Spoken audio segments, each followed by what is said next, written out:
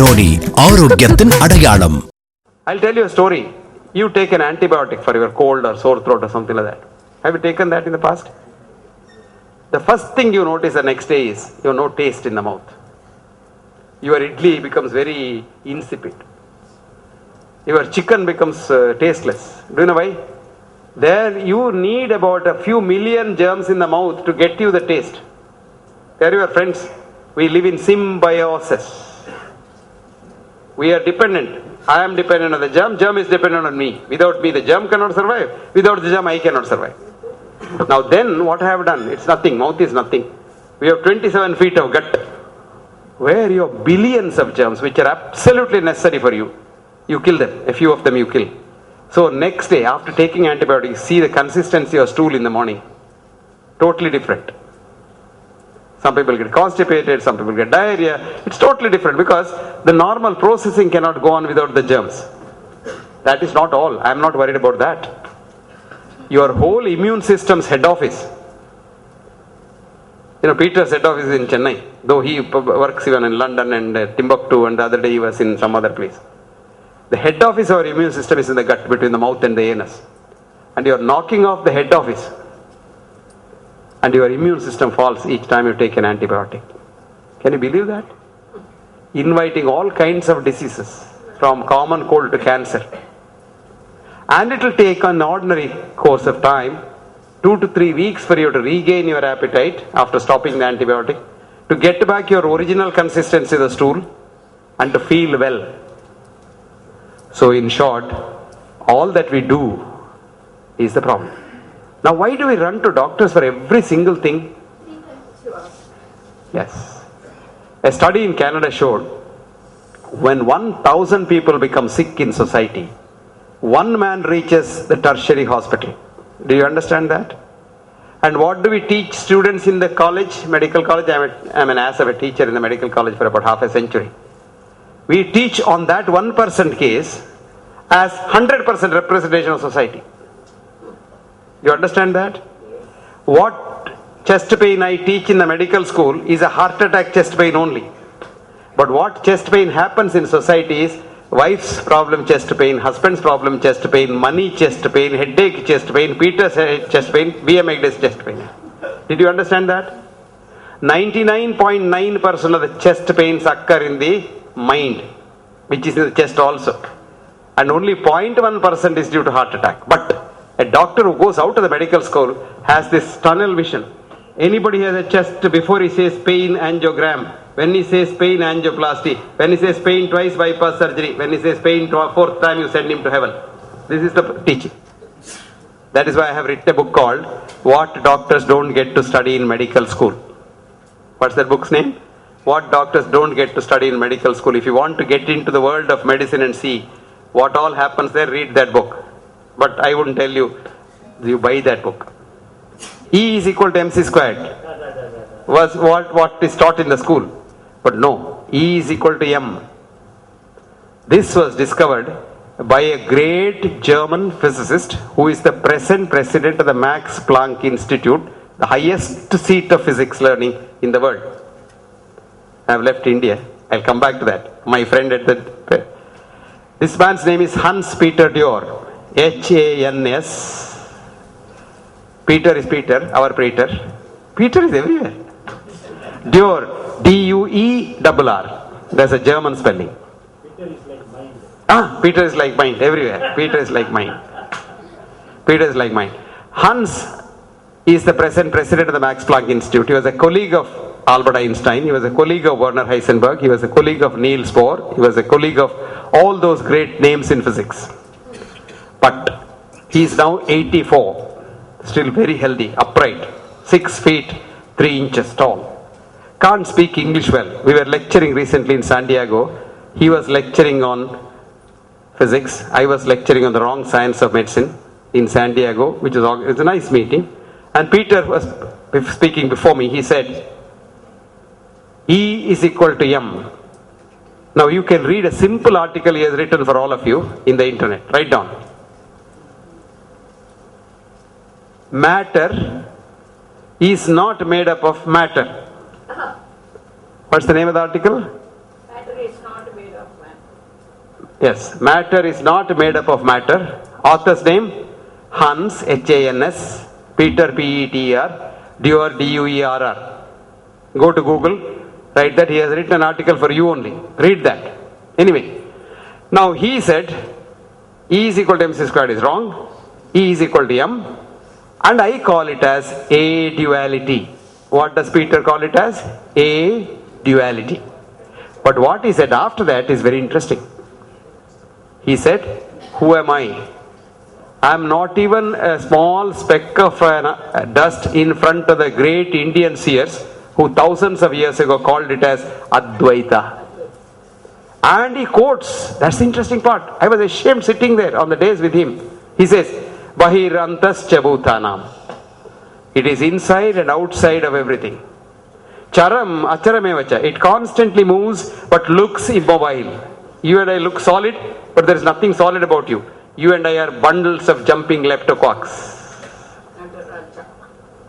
Sukshmavatet avijnayam. It is so subtle that no science, no scope, endoscope, telescope, microscope, nothing of that can see it. Avijnayam. It is beyond science. Very interesting. Durastam. For those who don't know. Cha, aniketa cha. Those you know, it is inside you. Tat, he said. Tat, that. Leptoquark. Beautiful. Fantastic. Who says that? Hans Peter Dewar. I know. And I was really having tears in my eyes. And then he told me during dinner time, Professor Hegde, come to my department next time when you are in Europe. I will show you all the Vedas, the Upanishads, and all your scriptures in my department. And I have a motto in my laboratory which says Tat Tvam Asi. German, scientist,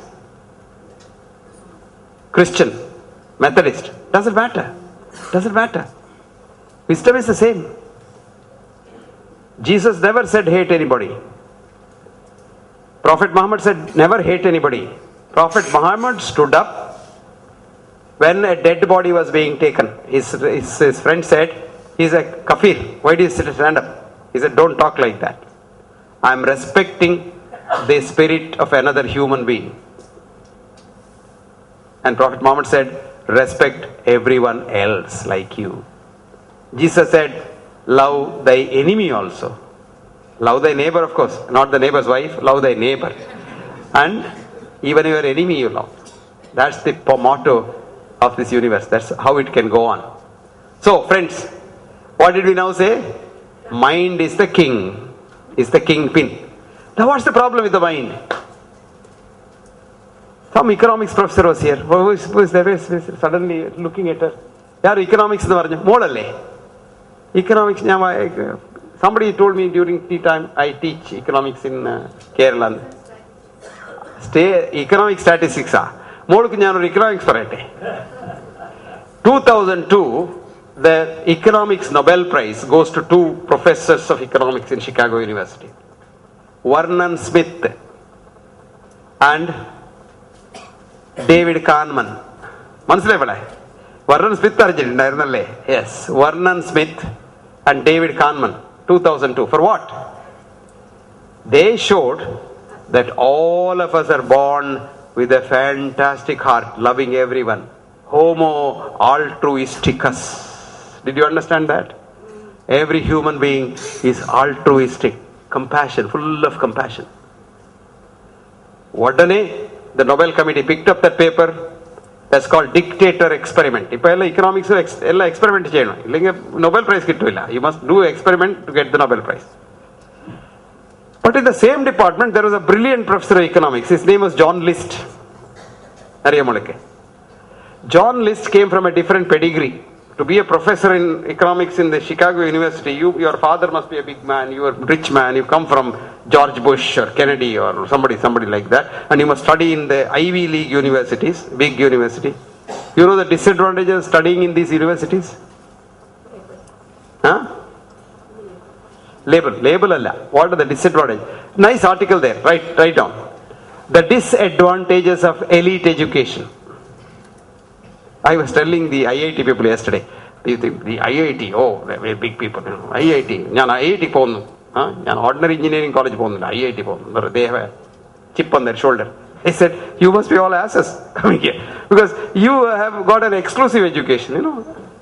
Microscopic minority of Indians can reach there because majority didn't have proper nutrition, no hippocampus major. They couldn't mug up as you could mug up. And you are the best muggers in the world. And that's all what you have been doing, you know. You can't think because thinking is stopped. This fellow is such a nice man. Vyskovic is his name. He is a professor in the Yale University. And this man writes, do you know what? His wife left him one day. As usual.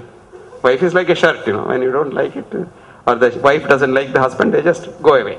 These days they don't even get married. Getting married is expensive. Getting divorced is more expensive. So live together, cohabit, no problem. Legalize prostitution. But then say hi and go away. Doesn't matter. But then what happened? He had to get a servant to look after the house. But the first time he realized, he could not converse with the servant because she came from a different strata of society. Ivy League, Yale University, you know, he came from a rich house, had education in private universities, came to Yale, became professor, and never realized there are poor people also. This lady's culture was different. She had nothing to eat and otherwise he won't come and work in this house. He was uncomfortable talking to her. Then he analyzed himself and found out that this kind of exclusive education makes you a useless human being. Because your mind is all primed to only to get at that level and nothing more than that. And today, do you know, all Ivy League universities have lost their status in the universal education. Yale, Princeton, Harvard, none of them are in the first list. They are not even in the first 10 in the world. Because they found out that in Harvard, 47% of the professors are on the payroll of the drug companies or industries and teaching what the industry wants them to teach. And then, if you once get into the Harvard, you must be a big mugger. After that, you get only A rank. Because their piece is, Harvard people cannot get B rank. So even if he is an ass in Harvard, he will get an A rank. And if he is not able to get an A rank, they will give him a special examination, and coach him and make him get an A rank. All this has come out in the open now. So we are much better. My friend, Indian universities are much better. Okay? He is happy now. Disadvantages of elite education. Elite education. Okay. Now what were we talking about? Now, the kingpin is mind. How to keep the mind happy? What's the problem with the mind? Unlike Vernon Smith and David Kahneman, thinking that all human beings are born with a compassion for everybody, this list fellow said, this can't be true. There's something wrong with this because he had personal experience. John was a son of a truck driver. In America, truck driving is very heavy. You know, huge juggernaut you have to drive, thousands or hundreds of miles every day because America is a huge country. And then you have to deliver the goods on time. If the goods are changed, you don't get a conductor to help you. You are alone. And John could not afford education, though he was brilliant as a child. So he told his dad, Dad, you are driving only Monday to Friday. I will drive your truck Saturday, Sunday and collect some money and I will study in the college. Dad said, okay. So John had a girlfriend called Jennifer. So he used to take Jennifer also in the truck. So they had to drive about 250 miles. Early morning they get up at 4 o'clock, drive 250 miles a juggernaut, come to Chicago City at about 11 o'clock. Hot Chicago City in summer can be about 48 to 50 degrees centigrade. And then these unloaders in the place, they will just take tea time. They'll stand, sleep. Looking at the truck, they'll say tea time. But John can't wait for the tea time because if he doesn't unload then and drive back another 5 hours, he has no time to read in the evening and go to the college at night. So John said Jennifer and John had to unload the whole truck in that hot sun, sweating like mad. And these people were sitting there in the shade with the fan and enjoying it.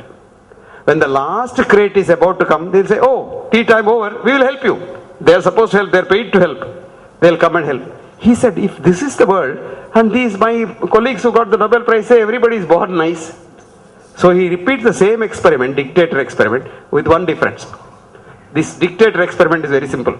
They caught hold of two players in the stock market and gave them $20 each.